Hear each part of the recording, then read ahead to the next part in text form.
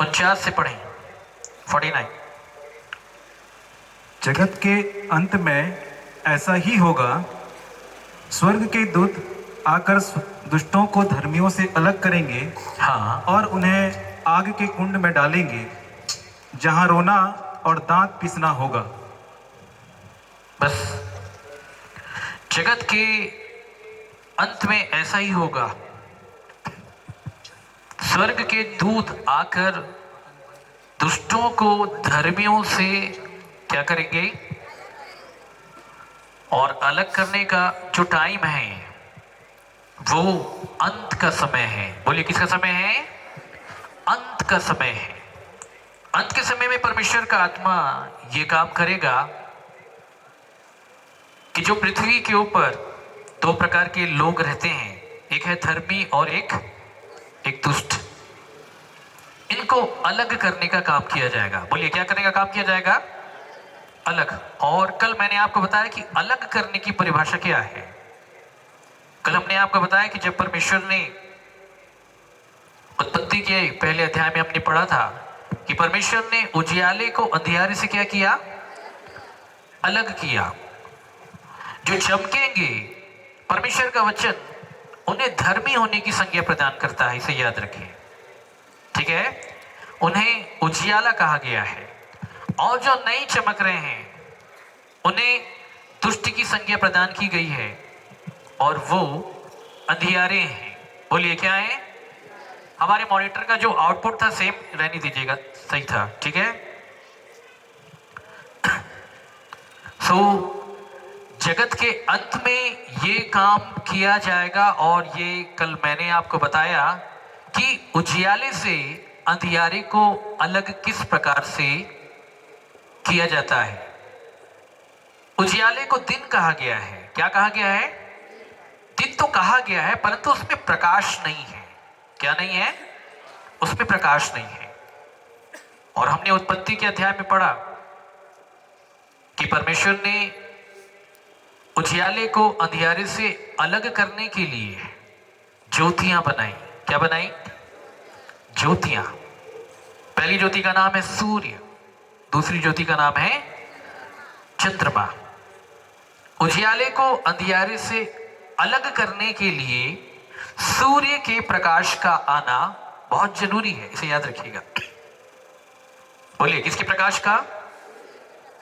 सूर्य का जो प्रकाश है वो दिन और रात के बीच का जो अंतर है उसे स्पष्ट करता है, याद रखिएगा।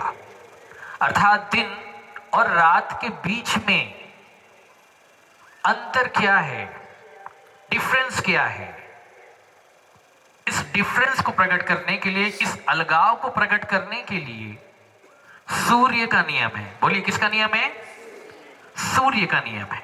ठीक है? सूर्य क्या काम करता है आपको मालूम है?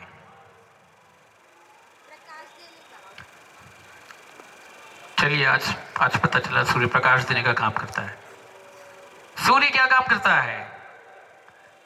सूर्य का उदय जब प्रातःकाल होता है तो उसका प्रकाश सबको काम में लगा देता है। बोलिए किसमें लगा देता है? सबको काम में लगा देता है। आपने प्रकाश संश्लेषण की क्रिया के बारे में सुना होगा। पौधे जो अपना खाना बनाते हैं उसे प्रकाश संश्लेषण की क्रिया कहते हैं। और प्रकाश संश्लेषण की क्रिया अर्थात वो अपना भोजन सूर्य के प्रकाश में ही बना सकते हैं। किसके प्रकाश में? सूर्य के प्रकाश में। इसका मतलब ये बात साफ है कि अगर सूर्य का प्रकाश नहीं आएगा तो ना मनुष्य काम पे जा सकता है, ना पशु पक्षी और ना पौधे कोई भी काम नहीं कर सकते, भोजन नहीं बना सकते, भोजन को प्राप्त करने की गतिविधियों तक नहीं जा सकते, अर्न नहीं कर सकते। आपको काम करने के लिए सूर्य के प्रकाश की आवश्यकता है। यह तो भौतिकवाद के आधार पे मैं आपको बता रहा हूं। आत्मिकवाद के आधार पे भी एक विश्वासी को आत्मिक जीवन जीने के लिए आत्मिक सूर्य की आवश्यकता है। बोलिए कौन से सूर्य की आवश्यकता है? आत्मिक सूर्य। कितने लोगों ने सुना है आत्मिक सूर्य के बारे में? आत्मिक सूर्य। अच्छा, आपने वो तो सुना होगा कि तुम क्रोध तो करो परंतु पाप। कितने लोगों ने वचन सुना है? देखिए, इससे पहले कि वचन आगे बढ़े मैं आपको बता देता हूं कि कुछ समय से मेरा स्वास्थ्य मतलब गला जो है मेरा थोड़ा सा ठीक नहीं है ना, तो मुझे खांसी बीच में आती रहेगी ना, तो आप इरिटेट मत होइएगा, इसका कुछ किया नहीं जा सकता, ठीक है? परंतु मैं परमेश्वर का वचन आपके सामने रखूंगा। तो आप लोगों ने ये वचन सुना है कि क्रोध तो करो परंतु पाप मत करो। आगे की लाइन याद है आप लोगों को? आगे की लाइन, सूर्य अस्त होने से पहले। भाई साहब थोड़ा सा पढ़ देंगे क्या?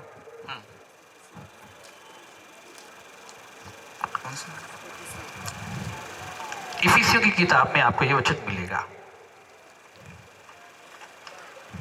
पढ़ लें एक बार। मुझे याद है, मैं कह देता हूं तो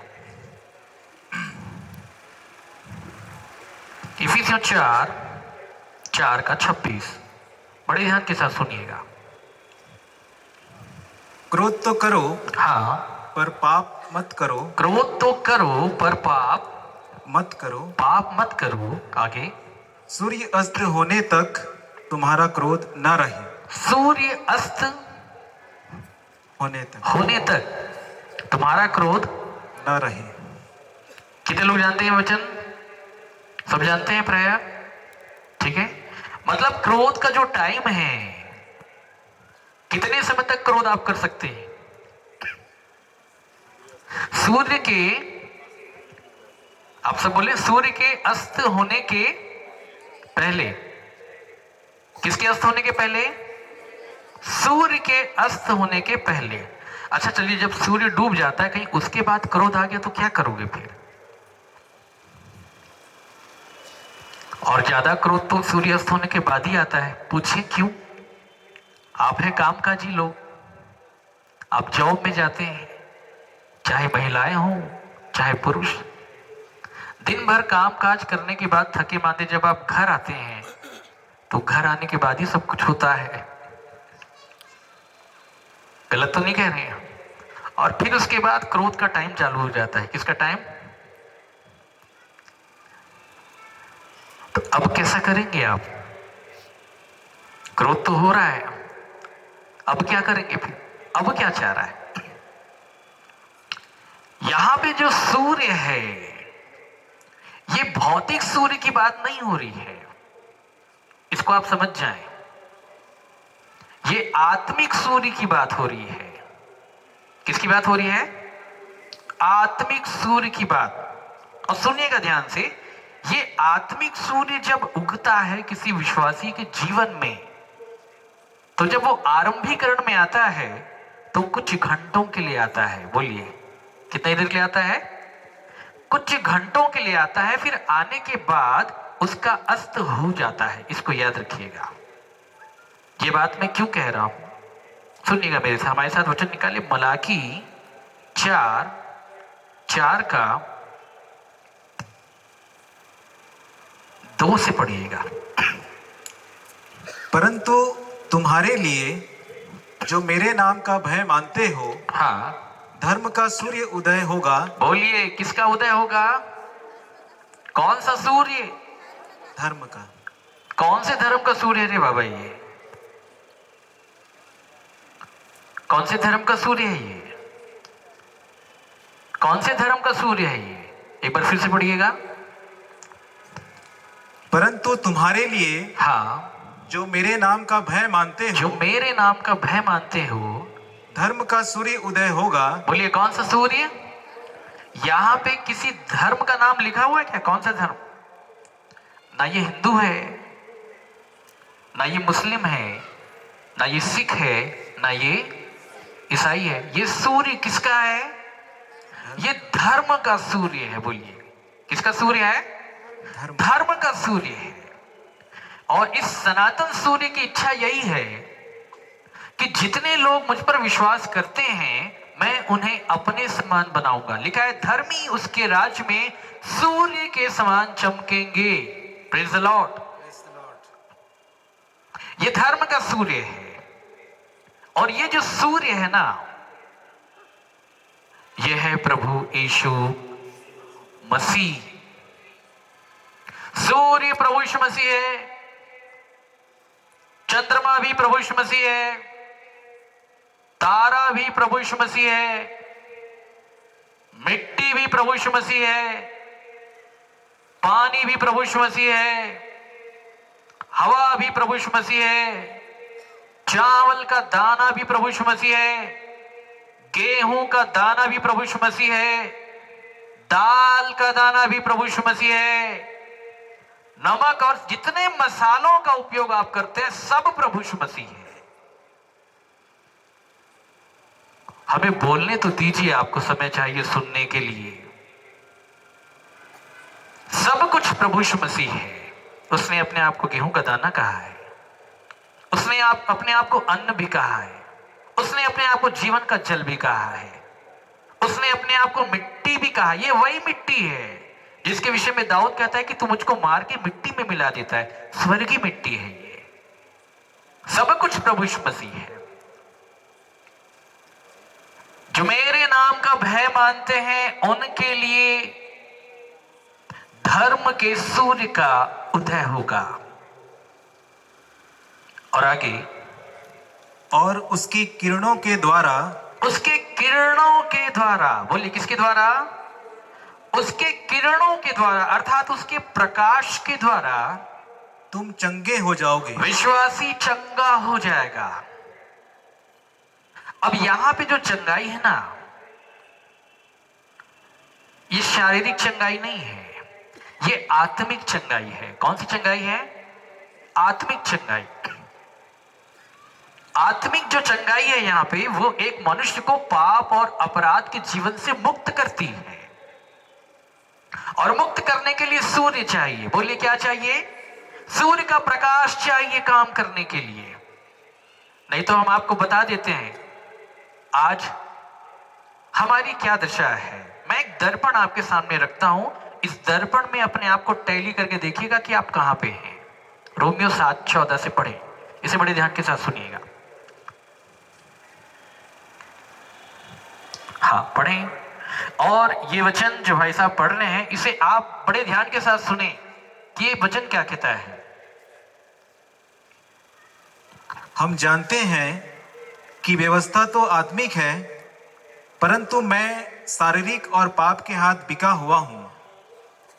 जो मैं करता हूं उसको नहीं जानता। बड़े ध्यान के साथ सुनिएगा। क्योंकि जो मैं चाहता हूं वह नहीं किया करता, परंतु जिससे मुझे घृणा आती है वही करता हूं। ऐसा हो जाता है कि नहीं हो जाता है? हो जाता है। चाहे जवान है, चाहे उससे ज्यादा उम्र के लोग हैं, चाहे उम्र दराज लोग हैं, जो करना चाहते हैं वो होता नहीं है, और जो नहीं करना चाहते हैं वो हो जा रहा है। वो आंखों से हो जा रहा है, वो होठों से हो जा रहा है, वो विचारों के द्वारा हो जा रहा है, वो हाथ से हो जा रहा है, वो पैर से हो जा रहा है, मस्तिष्क के द्वारा हो जा रहा है, बहुत कुछ हो जा रहा है। करना नहीं चाहते परंतु हो जाता है। आगे, यदि जो मैं नहीं चाहता वही करता हूं, तो मैं मान लेता हूं कि व्यवस्था भली है। हाँ, तो ऐसी दशा में उसका करने वाला मैं नहीं, वरन पाप है जो मुझ में बसा हुआ है। ऐसी दशा में उसका करने वाला मैं नहीं हूं। मैं तो नहीं चाह रहा हूं, परंतु कोई है जो मुझ में बसा हुआ है। अच्छा, कौन कह रहा है ये?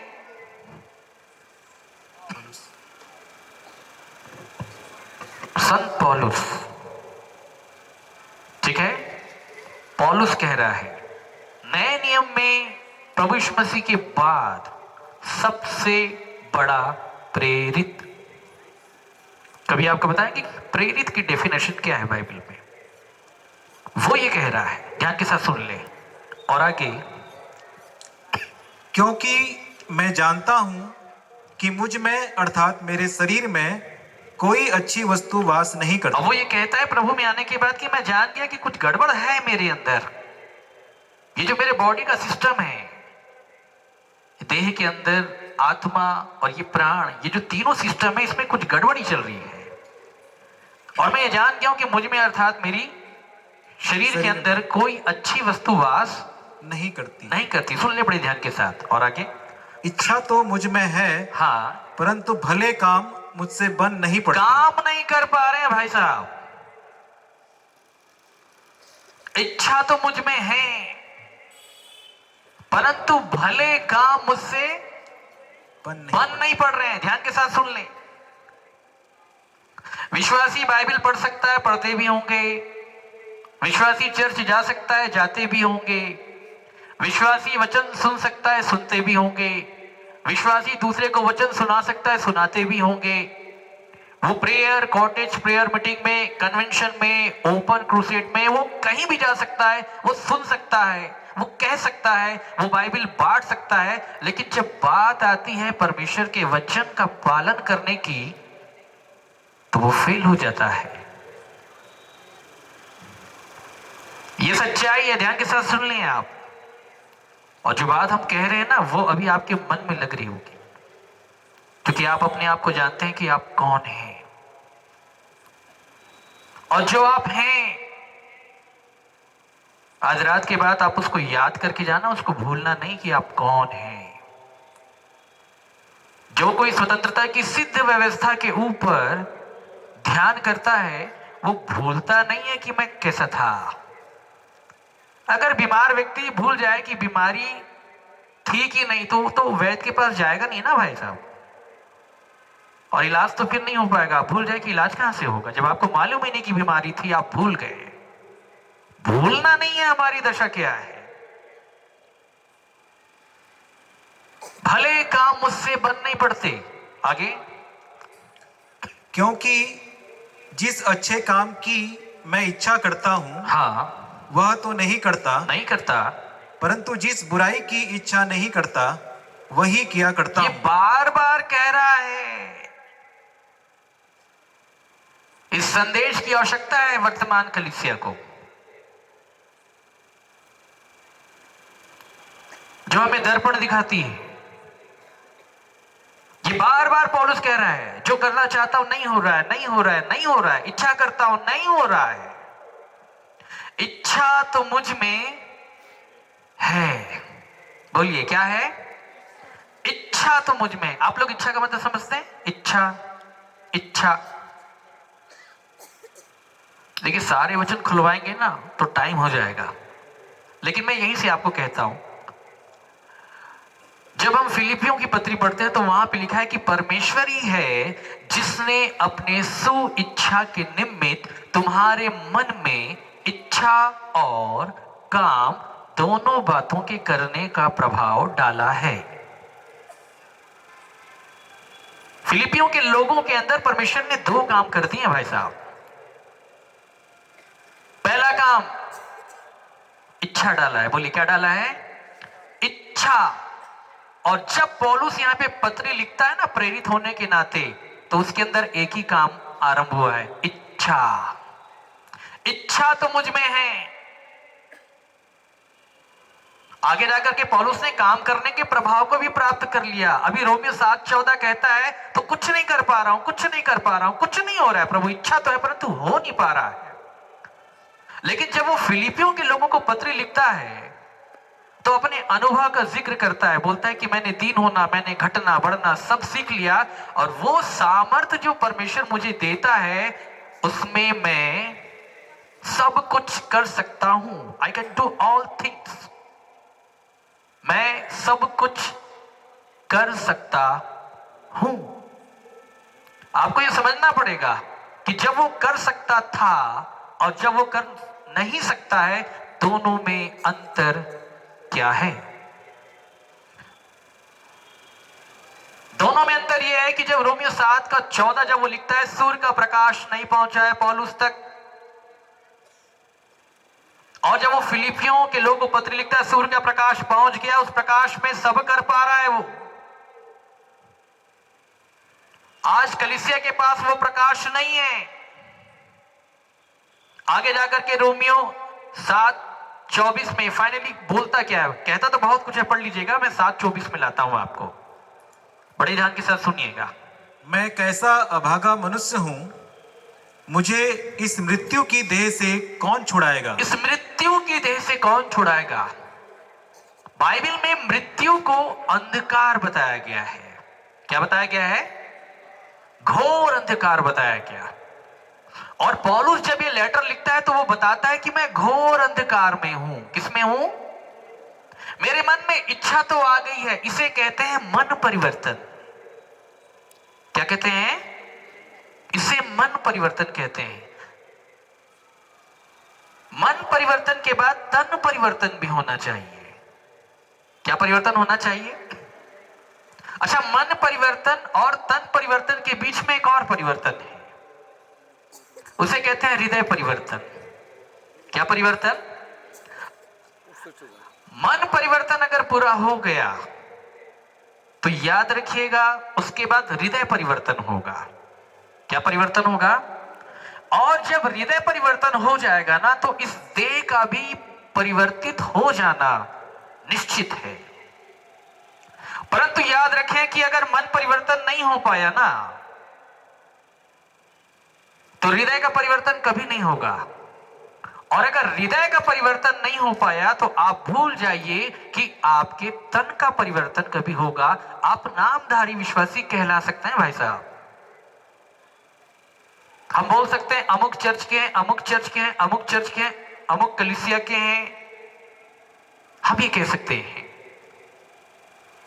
लेकिन सिमिलैरिटी है सब में। भारत देश के अंतर्गत, भारत देश के आध्यात्म के अंतर्गत जितने भी धर्म पाए जाते हैं, चाहे हिंदू हो, चाहे मुस्लिम, चाहे सिख, चाहे ईसाई, सबका अपना एक वर्शिप पैटर्न है।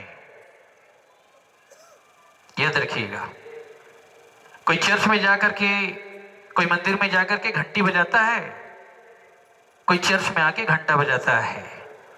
अंतर इतना ही है, सुनने बड़े ध्यान के साथ।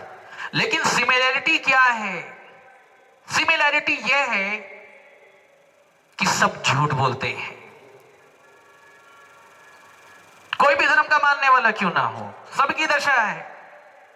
हिंदू शास्त्र का आप अध्ययन करें, वहां पे लिखा है पापम पाप कर्मा पापात्मा पाप संभव त्राहिमाम पुंडरीकाक्षाम सर्व पाप हरि हरि। किसने कहा? सनातन धर्म जिसके ऊपर टिका हुआ है, ऋषि मुनियों ने कहा। मैं एक पापी मनुष्य हूं, पाप में उत्पन्न हुआ हूं, पाप में पला और बढ़ा हूं। पाप के कीचड़ के ऊपर कमल के समान पवित्र दिखाई देने वाले परमेश्वर, आप ही मुझे बचा सकते हैं। ये हमारे ऋषि मुनियों का कथन है जिनका मैं बड़ा सम्मान करता हूं, क्योंकि उन्होंने अपनी दशा का बखान किया। ओम अस्तु मां सद्गमय तमसो मां ज्योतिर्गमय मृत्योर्मा अमृतम गमय। ये श्लोक कोई रट्टा मारने के लिए थोड़ी ना है, ये एक प्रार्थना है। क्या है? और कोई भी किसी भी प्रार्थना का निर्माण किसी भी मनुष्य के मन के अंदर तब होता है जब वह सब कुछ करके हार जाता है। जब आप हार जाते हैं वहां से आप प्रार्थना में तब्दील होते हैं। प्रार्थना का यही मतलब होता है कि आप ही कर सकते, मैं नहीं कर सकता। बात आ रही समझ में? वो सब कुछ करके देख लिए परंतु इस पाप के जीवन से मुक्ति नहीं मिल पा रही। परोपे मंशा पाप किम संशची सस्तानी परहीनत्व कामे। मेरे मन में बसने वाले हे पाप, तू मुझे पता नहीं के लिए क्यों उकसाता है। मैं तुझसे प्रेम नहीं करता, तू चला जा चला जा चला जा, परंतु वो जाने का नाम नहीं लेता। कहां से जाएगा? वो आपकी रग रग में बसा हुआ है, समाहित है। बात आ रही समझ में? सिमिलैरिटी ये है पूरी मानव जाति में कि वो कितना भी कर्म कांड करते हैं,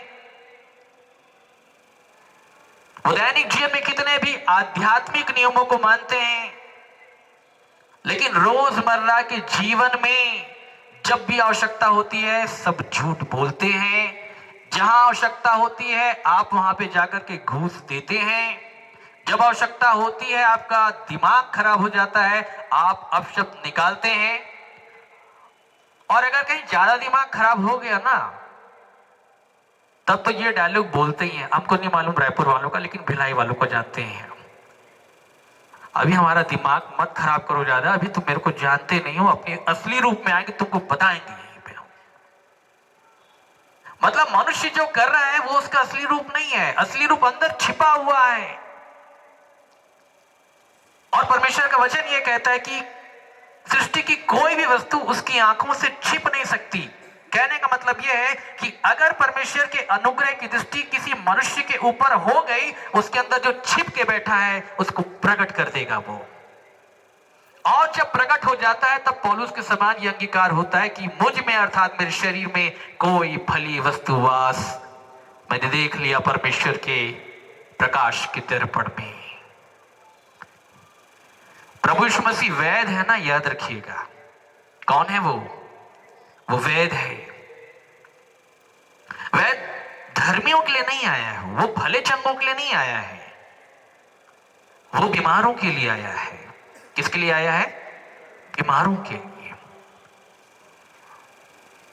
बाइबल में तो जब हम देखते हैं, वो तो बड़े बड़े ऑपरेशन करना चाहता है विश्वासियों के। तुम्हारा मन ठीक नहीं है, मन को ठीक करूंगा, शुद्ध करूंगा, तुम्हारी देह में से पत्थर का हृदय निकालूंगा, मांस का हृदय। ये तो पूरी सर्जरी है बाइबल में। अच्छा, अभी आप बहुत अच्छे से बैठे, अब मान लेते हैं कि हम वर्ल्ड क्लास के नंबर 1 डॉक्टर हैं, ठीक है, आप बड़े अच्छे से बैठे हैं। अभी अगर हम आपके सामने आकर के बोलें कि चलिए थोड़ा सा हमारे हॉस्पिटल, आपका ऑपरेशन करेंगे, हम क्या करेंगे? आप जाओगे? आप नहीं जाएंगे। हम अपना कोट दिखा रहे हैं, टाई दिखा रहे हैं, ये लेवल दिखा रहे हैं कि हम वर्ल्ड क्लास के नंबर 1 डॉक्टर हैं, तो भी आप जाओगे? आप नहीं जाओगे भाई साहब। क्यों? क्योंकि आपको मालूम ही नहीं कि आपके अंदर प्रॉब्लम है। कोई भी डॉक्टर डायरेक्ट ऑपरेशन नहीं करता, वो पेशेंट से पहले बात करता है, बात करने के बाद बताता है कि तुम्हारे अंदर प्रॉब्लम क्या है।